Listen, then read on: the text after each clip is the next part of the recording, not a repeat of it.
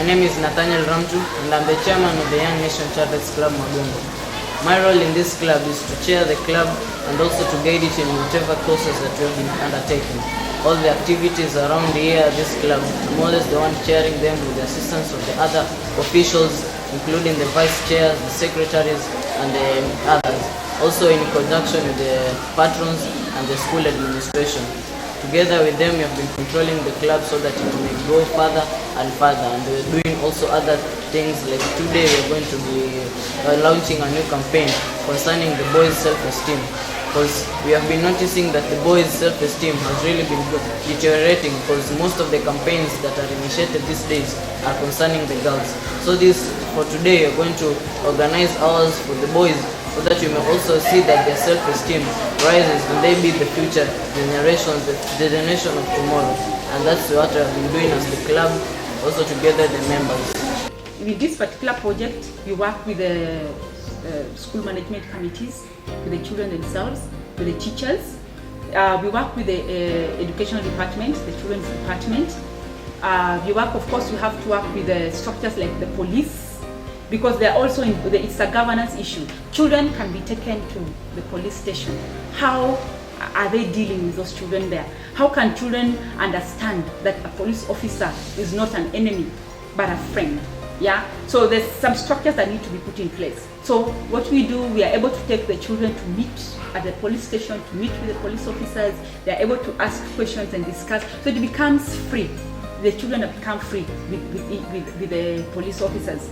It has empowered them. They can talk, from the Child Rights Club, children have been sensitized on their rights, because children were quiet and grown-ups felt that they are everything and they can decide for the children, not knowing that a child can also come up with what he or she feels is right for them. Some of the activities that we have initiated so far was like environmental conservation within their compound. We have the tree nursery. We have just done that recently. Last year they did a very wonderful launch of the 1 million signature drive, where they were calling upon children across the country to come and join them in the campaign. Because our country, children are never taken seriously, and now with the line ministry streamed to 14 in the constitution, they wanted children to be preserved for a ministry. KAACR has been a very great partner to us, because through KAACR we have formed child rights clubs in schools where children are encouraged to participate, children are encouraged for self-defense. If there's an abuse, how they will report, the system of reporting, and this awareness. So the clubs are very active in schools, and you will hear as the children. We have cases where children have informed their teachers of the abuse they are facing at home, and this, I believe, is through the work of KAACR, where they have sensitized the children on their rights through these child rights clubs in schools. There are 4 fundamental rights of children. Number 1, right to life and survival. Number 2, right to development.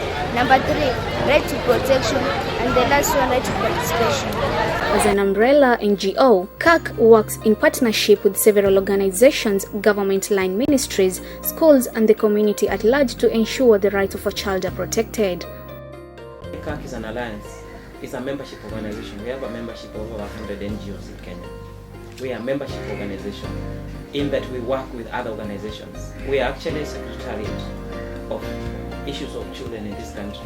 We are a coalition of NGOs working for children. We are what somebody might call Save the Children Kenya, because we bring all those partners together on board. And one thing we do, we strengthen partnerships. We get NGOs and make sure that we are working as a team. We don't want to work individually, because we are working towards one child. So to us, networking and collaboration is a very key aspect of it. And what we've done as an organization, that we have several committees or several sections that deal with several issues. We have the NGOs committee, the main committee that deals with policy with the government. We do a lot of policy advocacy with government, with the department, and with other ministries and other international agencies that deal with children. And why we do that is because a KAACR is an NGO that has got a status with the UN. We have a status, especially we are in consultative status with the ECOSOC, that's the Economic and Social Council of the UN, which means that we have a link with the international. So we do a lot of advocacy at the national level and do a lot of advocacy at the international level on children.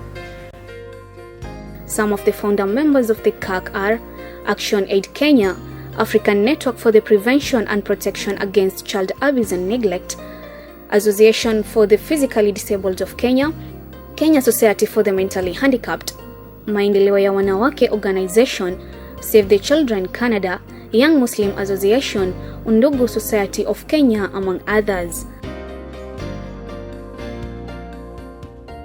As it is in life, every noble venture doesn't go unscathed by challenges and hindrances. In the process of exercising its mandate, KAACR faces a myriad of challenges.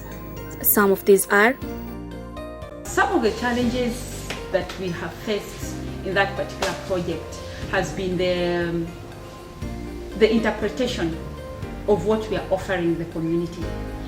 As I said earlier, we work with the community to protect their own children, but we find that the community thinks that we have come to protect their children. We have come to do, you know, like if a child is missing, it's a case of neglect. They expect maybe KAACR to provide the clothes, KAACR to provide the money to go to school, KAACR to provide. We don't do that. Yeah, we work with the community to harness their own resources. We give them the knowledge. We give them. We inform them what the government has put in place and what they can do to protect their own children. Then they protect themselves. But unfortunately, the communities many times looks at us as though we have so much money which we can give to them so that they can be able to implement or to support their own children directly.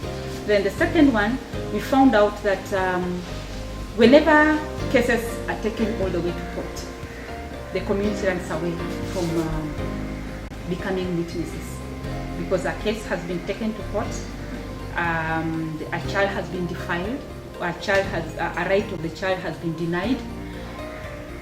We have pushed and gone through all the systems, but then now they run away from becoming witnesses. Some of them, they take away the children and refuse for the case to continue. And then that case is thrown out.